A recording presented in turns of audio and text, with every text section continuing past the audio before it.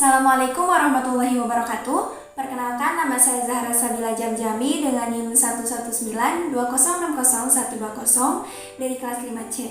Pada kesempatan kali ini saya akan melakukan praktikum mata kuliah fisiologi hewan dengan materi sistem pernapasan.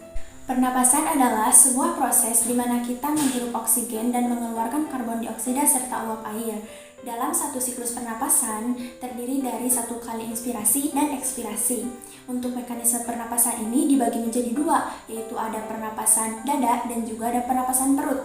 Menurut Septian, tahun 2017, halaman 95. Volume udara paru dijadikan sebagai indikator untuk mengetahui kondisi dan kapasitas volume paru seseorang.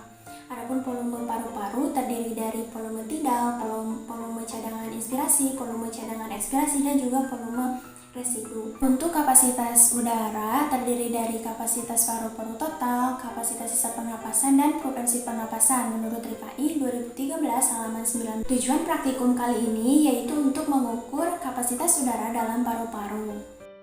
Berikut alat dan bahan yang dibutuhkan.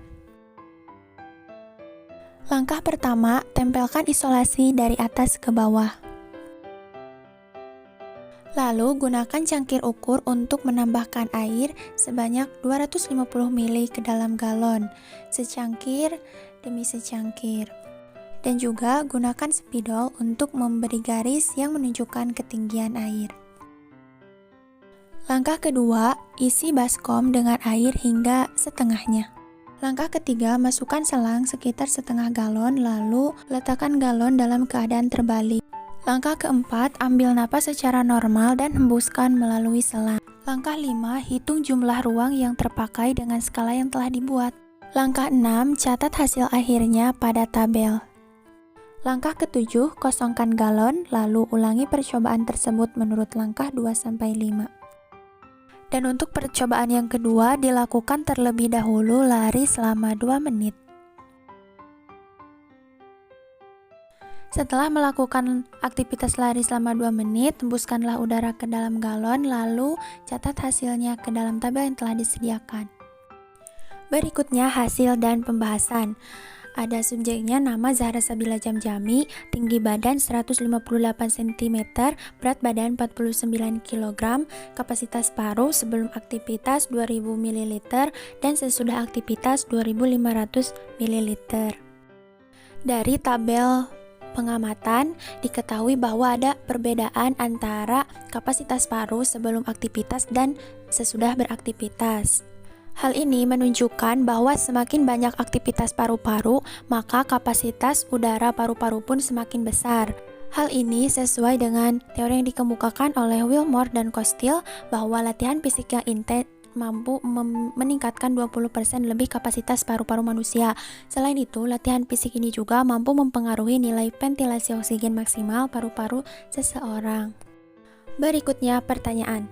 1. Apa pengaruh jenis kelamin terhadap kapasitas paru-paru? Jawabannya, perbedaan jenis kelamin menyebabkan kapasitas paru-paru berbeda pula, di mana volume dan kapasitas paru pada wanita kira-kira 20-25% lebih kecil dibanding laki-laki. Wanita dewasa hanya bisa menampung udara sekitar 3,1 liter, sedangkan paru-paru laki-laki dewasa yang sehat dapat menampung udara sekitar 4,8 liter.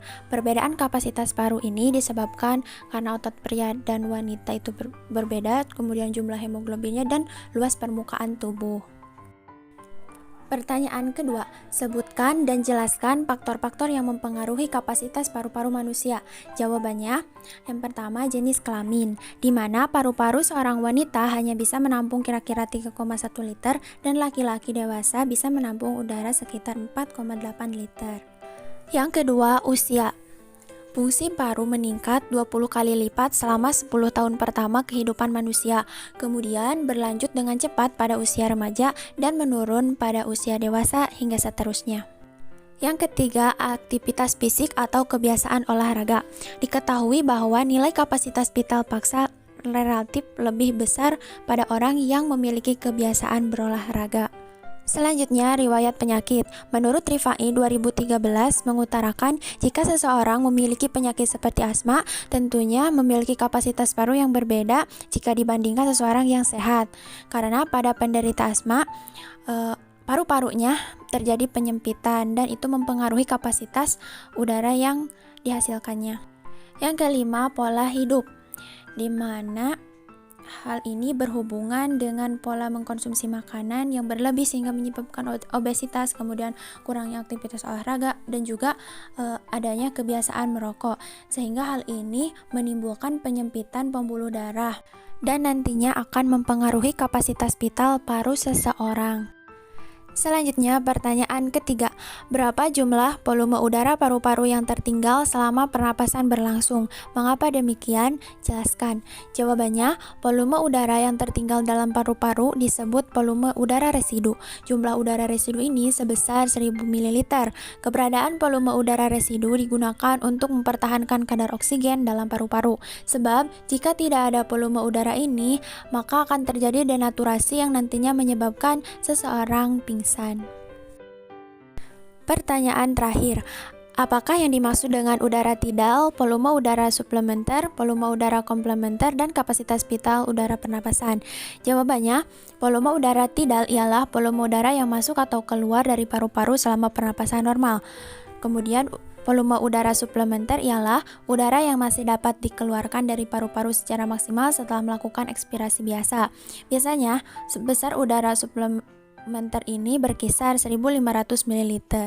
Selanjutnya, volume udara komplementer ialah udara yang mampu masuk ke dalam paru-paru dengan menarik napas sedalam-dalamnya setelah melakukan inspirasi biasa.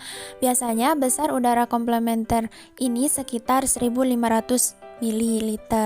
Kemudian, ada kapasitas vital udara, merupakan kemampuan paru-paru mengeluarkan udara secara maksimal setelah melakukan inspirasi secara maksimal. Pada laki-laki berkisar 4800 ml dan pada perempuan sekitar 3100 ml. Berikutnya kesimpulan. Berdasarkan praktikum yang telah dilakukan, diketahui bahwa kapasitas vital merupakan jumlah udara maksimal yang dapat dikeluarkan dengan kuat setelah inspirasi maksimum. Kapasitas vital paru-paru setiap orang itu berbeda-beda karena dipengaruhi oleh beberapa faktor, misalnya jenis kelamin, usia, riwayat penyakit, pola hidup, dan aktivitas fisik atau kebiasaan berolahraga. Dan kapasitas vital paru memiliki kapasitas yang lebih besar setelah melakukan aktivitas fisik jika dibandingkan sebelum melakukan aktivitas fisik.